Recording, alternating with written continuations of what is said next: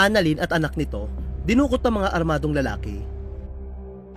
Pero saan nyo kinuha si Annalyn? Tinangay nyo? Patuloy na pinag-uusapan ngayon sa social media ang misteryosong pagkawala ni Annalyn Batalier at kanyang anak. Matapos umano silang dukutin ng mga armadong lalaki kamakailan. Mula sa mga video, larawan at pahayag ng mga malalapit sa kanya, marami na ang nangangamba sa tunay na kalagayan ni Annalyn at kanyang anak.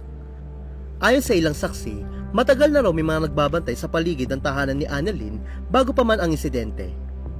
May mga lumalabas din CCTV footage na nagpapakita may mga lalaki nagpakilalang taga-delivery service na kumatok sa bahay, sabay pilit umanong pumasok ng buksan ng pinto. Sa isang panayam, ibinahagi ng isang Lito de Guzman na kasalukuyang sila naghahanap ng magaling na abogado upang tutukan ang kaso. Ayon sa kanya, hanggang ngayon ay hindi pa rin nila hawak si Annalyn.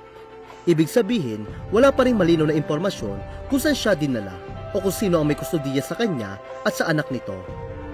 Dagdag pa ni Lito, nagsisikap silang makuha ang hustisya para kay Annalyn at sa kanyang pamilya.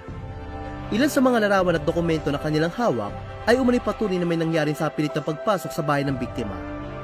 Isa sa mga residente sa lugar na kinilalang si Booster ang nagkwento rin ng kanyang nasaksihan. Ayon sa kanya, may mga lalaki nagpakilalang taga-Lalamove ang nagsabi may hahatid na order. Nang buksan daw ni Annalyn ng pinto, bigla raw pumasok ang mga ito at agad siyang pinwersang kinuha. Samantala, mula naman sa paring ni Jovan David na nakasama ni Annalyn bago ang insidente, ipinakita nito ang kanyang pagkadismaya sa nangyari. Sa isang video, galit na galit siyang naglabas ng hinanakit sa umano'y rescue operation. Ayon sa kanya, hindi ito ang tamang paraan para iligtas ang isang tao. Saan umanong tinangay si Annalyn at ang mga bata ng mga taga-Pasay NBI kahit tulog pa ang mga ito.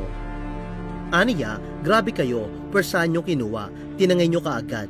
Saan nyo kinuha si Annalyn, tinangay nyo. Tulog pa si Annalyn, tinangay nyo. Pati yung mga bata, tinalagan nyo, Pasay NBI. Grabe naman kayo, tinangay nyo si Annalyn, tulog pa. Sa takot ng mga bata, tulog, grabe, takot na takot sa inyo. Base sa kanyang pahayag, tila may mga tauhan nagsabing mula sila sa NBI Pasay. Ngunit hanggang ngayon ay walang opisyal na kumpirmasyon mula sa mga otoridad tungkol sa operasyon o dahilan nito. Samantala, may ilan din nagsasabi na posibleng may malalim na dahilan sa likod ng di umano'y pagkuha kay Annalyn. May mga haka-haka na ito raw ay may kaugnayan sa dating alitan o mga isyong pampamilya. Gayunpaman, nilinaw ng ilang taga-suporta na walang basihan ang mga paratang na ito. Sa ngayon, patuloy na umaasa ang mga kaibigan at taga-suporta ni Annalyn na siya at ang kanyang anak ay nasa ligtas sa kalagayan.